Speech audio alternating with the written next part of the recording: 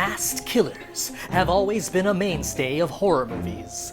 The fear of masked people is rooted in our expectations of human appearance and behavior. Some of the scariest villains are known for hiding behind the dehumanizing anonymity of masks. But what happens when the killer's victim becomes the mask wearer? This, my friends, is the new paranormal.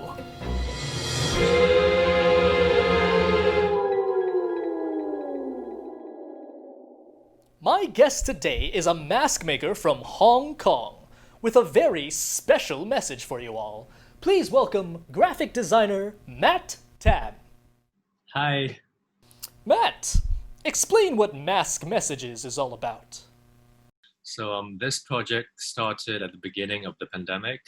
I was studying in London at that time, and my family who were in Hong Kong sent me a box of medical masks because people were wearing them back there. And back then in February, not that many people in London were wearing masks, but I did just to be cautious. And I had heard the increasing amount of blame and discrimination towards Asian people because of the virus, and seeing people committing acts of racial violence and saying things like, I don't want your coronavirus in my country and stuff like that. So having lived in London for a while and knowing the microaggressions that I sometimes would get, I was fully aware that going out in public in this climate as an Asian person could potentially be dangerous.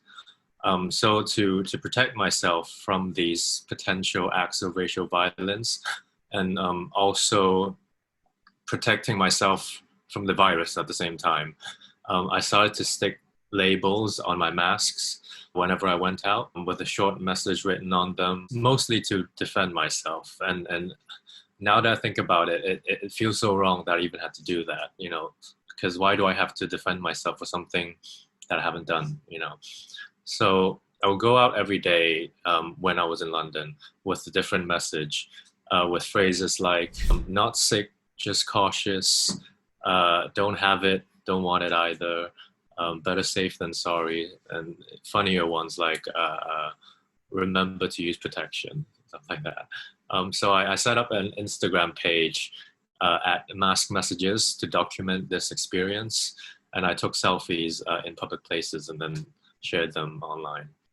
So to my surprise, a few of my friends really wanted to support, and they sent me photos of their interpretation, which was very nice. I know what you're thinking. If I don't have ears, how is this mask being held up? Well, in case you haven't noticed, I am a freaking ghost. Critiquing the verisimilitude of this talk show is like critiquing the nutrition in a pizza. Just go with it. Anyway, Matt, how is this different from your other design work? I think this project is a little bit different in the sense that it's a little bit in your face, literally, which I'm not used to, because I always try to center my work around positivity, optimism, and presenting something in its best light.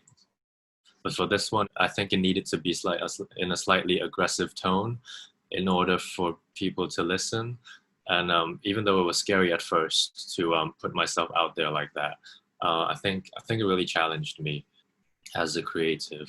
And now that masks are slowly becoming socially acceptable, I think it didn't take long for people to have the same idea of writing messages on masks, and now that people know that they are helpful to preventing the virus, people are finding new ways to express themselves. And what other creative projects are you currently working on? So I just graduated from university. So, right now there's not much we could do, as creatives, but I'm taking a few freelance graphic design jobs at the moment and hoping this will pass soon, and then we can actually get back to, the real world and do stuff in studios and photo shoots and all stuff like that. And what advice do you have for other Asian artists like yourself during this pandemic?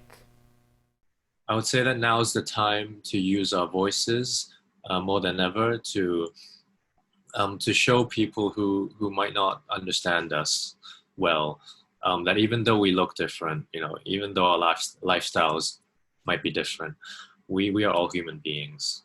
And I want to see more Asian artists showing their authentic selves in whatever you do, and simply tell stories that are universally human. Because the more stories we hear, the more we learn about each other, and the more we realize we're more alike than we are different. So let's try to bridge the gap, and most importantly, support other Asian artists, and because we've got to lift each other up. As you can see, racism is an entity more terrifying than any ghoul or goblin. Since the outbreak of the pandemic, one could argue that hate speech and xenophobia have spread more extensively than the virus itself. Thank you, Matt Tam, and keep up the good work fighting for the cause. Goodbye, Lonesome. The fight isn't over, my friends, but for now, I must ghost you. Until next time, goodbye.